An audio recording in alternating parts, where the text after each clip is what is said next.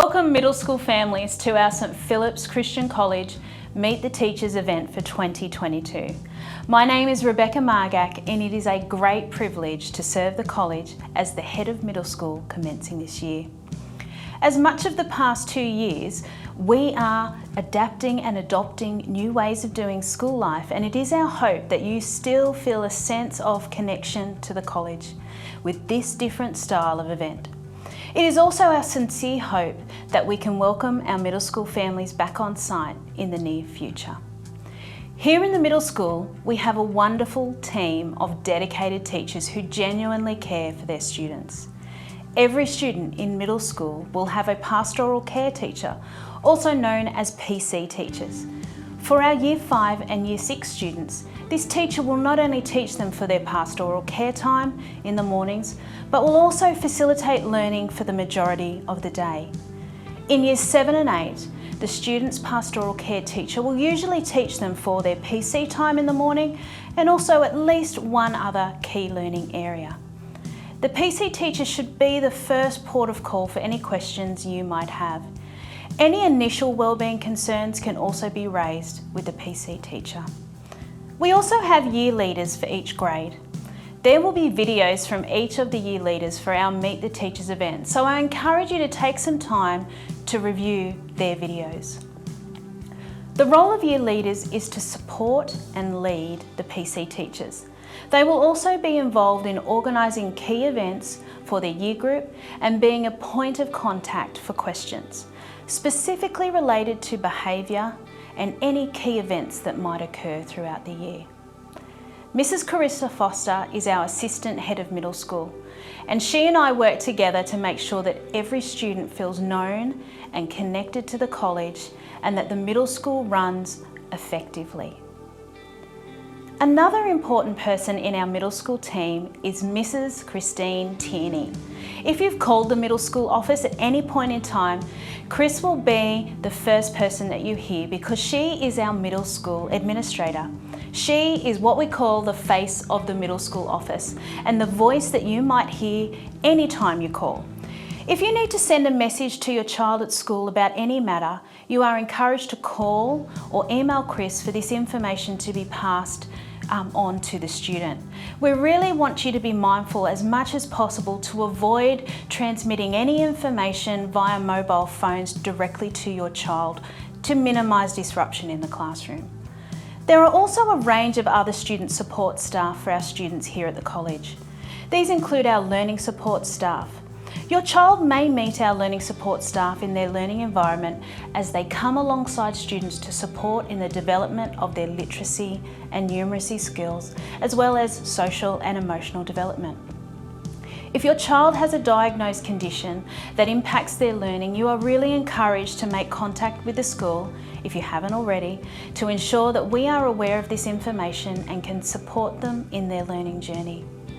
The next group of staff we have are our wellbeing staff and chaplains.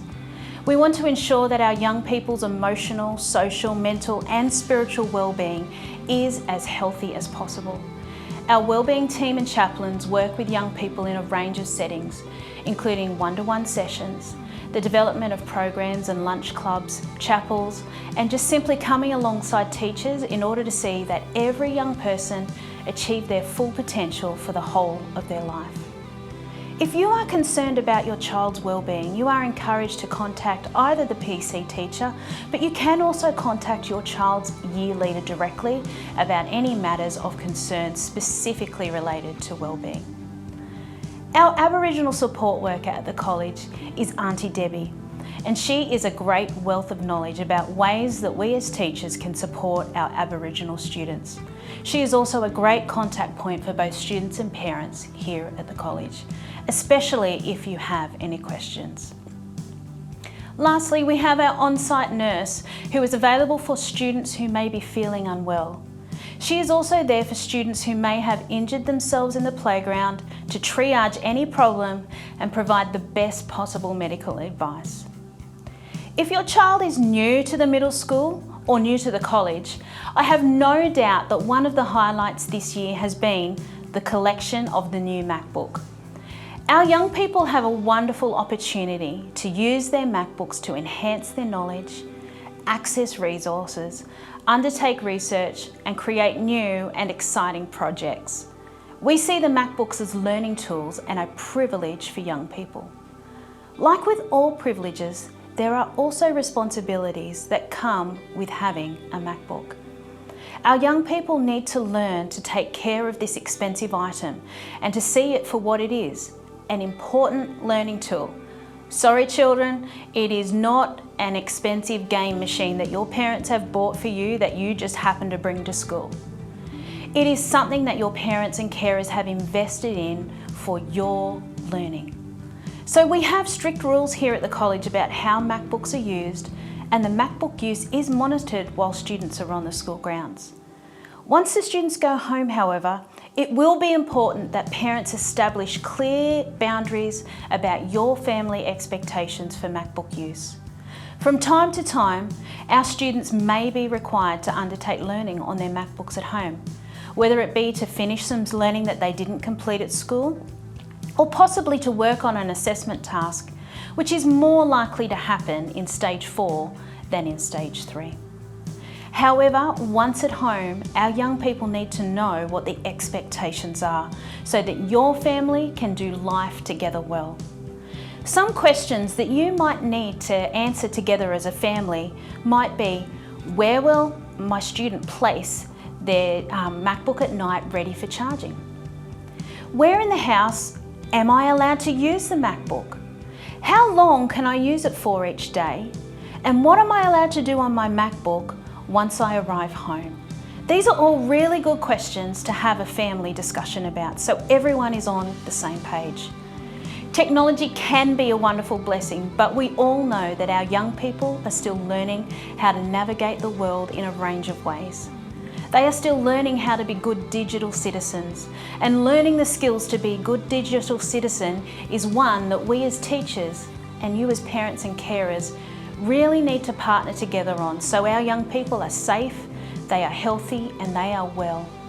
We are aware that the way family life has changed and adapted, many parents now send their children to school with a mobile phone or a personal device such as a smartwatch, so that afternoon arrangements can be made and that you know your child is safe once they have left the school grounds.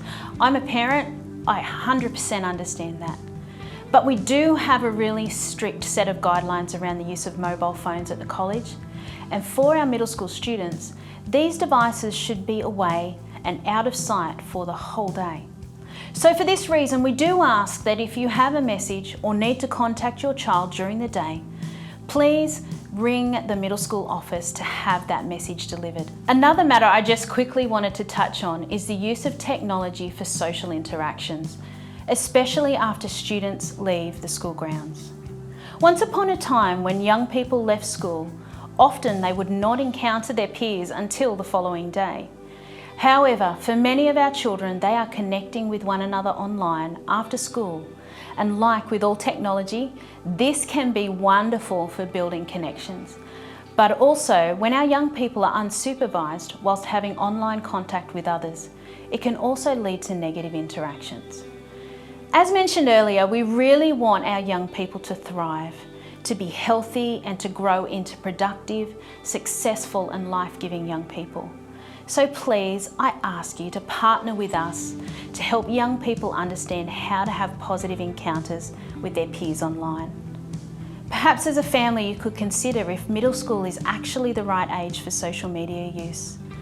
And I encourage you to make sure that if your children are currently using social media, be their friend online. Make sure that you are positioned perfectly so that you can be their parent, not only in the real world, but also in the online virtual world. Your children may not tell you this, and they may not yet even realise they need this, but they do need you to guide them in every aspect of their life as they grow into the amazing young people they will be. If you require some support in understanding what apps are being used by young people, how to keep your child safe online, and any suggestions for ways that you can support your child to become a good citizen online, then one great resource that is available is the ESafety Commissioner site online. I really encourage you to take a look at the range of resources that they have available so that you can equip yourself to help your adolescent navigate the online world of the 21st century. I have also included a link to this site in the Middle School Handbook. You will find the Middle School Handbook link available on the page with the videos that were sent out with our Meet the Teacher video links. Please take your time to read through it and either familiarise yourself with everything middle school related, or maybe just refresh your understanding of the way that we do life here at the college. I really want to thank you for partnering with us as we work together on your child's learning journey. Each child that comes into our care during the day is valued for their unique gifts and abilities. In my office, I have a picture with this Bible verse. For I know the plans I have for you, says the Lord, plans to prosper you and not to harm you, to give you a hope and a future. This verse is from Jeremiah 29:11, and it really speaks to the vision I have for every young person here at middle school, that your child will know that God has created them on purpose, that they are unique, and that there is a wonderful future that is full of hope waiting for them.